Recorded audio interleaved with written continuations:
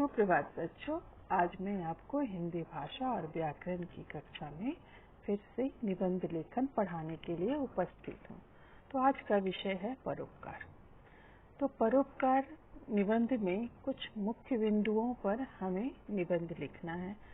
तो बिंदु ये है कि परोपकार का महत्व आपको लिखना होगा, परोपकार से प्राप्त अलौकिक सुख लिखना होगा, परोपकार के विविध उदाहरण भी देने होंगे और परोपकार में ही जीवन की सार्थकता है ये समझानी होगी। ये 4-5 अंग हैं, आपको इस पर काम करना होगा, तभी आपके निबंध पूरे हो पाएंगे। तो पहला है भूमिका। परोपकार अर्थात दूसरों के काम आना इस सृष्टि के लिए अनिवार्य है। वृक्ष अपने लिए नहीं औरों के लिए फल धारण करते, नदियां भी अपना जल स्वयं नहीं पीती। परोपकारी मनुष्य संपत्ति का संचय भी औरों के कल्याण के लिए करते हैं। सारी प्रकृति निस्वार्थ समर्पण का संदेश देती है। सूरज आता है, रोशनी देकर चला जाता है। चंद्रमा भी हमसे कुछ नहीं लेता, केवल देता ही देता है। कविवर पंत के शब्दों में, हसमुख प्रसून सिखाते पल भर है जो हंस पाओ, अपने उर के सौरभ से जग का आंगन भर जाओ। परोपकार का सुख लौकिक नहीं अलौकिक है। जब कोई व्यक्ति निस्वार्थ भाव से किसी घायल का सेवा करता है तो उस क्षण उसे अपने देवत्व के दर्शन होते। वह मनुष्य ने दीन बंधु के पद पर पहुंच जाता है, यह दिव्य सुख प्राप्त करता है। उस सुख की तुलना धन दौलत से नहीं की जा सकती है। परोपकार ही मानव का सच्चा आदर्श है, यही सच्ची मनुष्यता है। राष्ट्रकवि गुप्त जी ने यह कहा है कि मनुष्य वही है जो मनुष्य के लिए मरे। मनुष्य वही है जो केवल अपने सुख की चिंता में लीन नहीं रहता, केवल अपने स्वार्थ की बात नहीं सोचता, जिसका शरीर लेने के लिए नहीं देने के लिए है, जिसके जीवन का आदर्श खाना पीना और मौज करना नहीं अपितु निस्वार्थ पथ प्रदर्शन है। उनके हृदय में ईश्वर का वास है।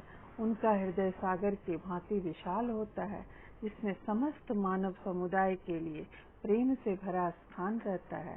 सारे विश्व को वो अपना परिवार समझता है। भारत में परोपकारी मनुष्यों की कमी नहीं है। यहाँ दधीची जैसे ऋषि हुए जिन्हें अपनी जाति के लिए अपने शरीर की हड्डियां दान में दे दी। यहाँ सुभाष जैसे महान नेता हुए जिन्होंने देश को स्वतंत्र कराने के लिए अपना तन मन धन और सरकारी नौकरियां छोड़ दी। बुद्ध, महावीर, अशोक, गांधी, अरविंद जैसे महापुरुषों का जीवन परोपकार के कारण ही महान बन चुका। सचमुच परोपकार ही मनुष्य का सबसे बड़ा धर्म है। यदि मनुष्य के हृदय में त्याग और सेवा की भावना नहीं है, अपने पीड़ित भाई को देखकर जिसके हृदय में कसक नहीं उठती, उसकी सहायता के लिए जो तत्पर नहीं होता, उसे मंदिरों में जाकर पूजा और अर्चना करना ढोंग और पाखंड है। प्रसिद्ध नीतिकार शादी का कथन है, अगर तू एक आदमी की तकलीफ को दूर करता है तो वह कहीं अधिक अच्छा काम है, बजाय इसके कि तू हज को जाओ और मार्ग की हर एक मंजिल पर 100 बार नमाज पढ़ते जाओ। सामाजिक प्राणी होने के नाते मनुष्य का सबसे बड़ा कर्तव्य है वह दूसरों के सुख की चिंता करे, क्योंकि उसका सुख दुख दूसरों के सुख दुख के साथ जुड़ा हुआ है। इसलिए प्रत्येक व्यक्ति को चाहिए कि वह निस्वार्थ साधना में लिप्त रहकर दूसरों की भलाई के लिए कार्य करे। परोपकार दिखने में घाटे का सौदा लगता है, परंतु वास्तव में हर तरह से लाभकारी है। महात्मा गांधी के परोपकार करने से जो गौरव और सम्मान मिला, भगत सिंह को फांसी पे चढ़ने से जो आदर मिला, बुद्ध को राजपाट छोड़ने से जो ख्याति मिली, क्या वो एक भोगी राजा बनने से मिल सकता? बिना किसी स्वार्थ भाव से लेकर दूसरों की भलाई का कार्य करना ही मनुष्यता है। इस परोपकार में अनेक रूप हो सकते हैं। यदि आप शरीर से शक्तिवान हैं तो आपका कर्तव्य है दूसरों के द्वारा सताए गए दीन दुखियों की रक्षा करें। यदि आपके पास धन संपदा है तो आपको विपत्तियों में फंसे अपने असहाय भाइयों की सहायक बनना चाहिए। भूखों को रोटी, निराश्रितों को आश्रय देना चाहिए।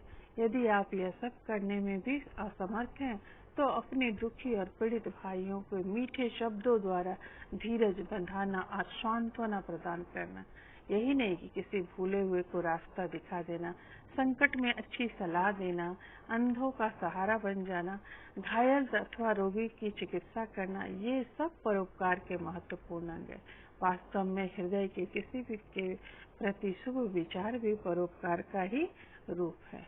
तो बच्चों, आज मैंने परोपकार के कुछ भाग आपको बताए। अब आप इसको स्वयं लिखेंगे और याद करेंगे। धन्यवाद।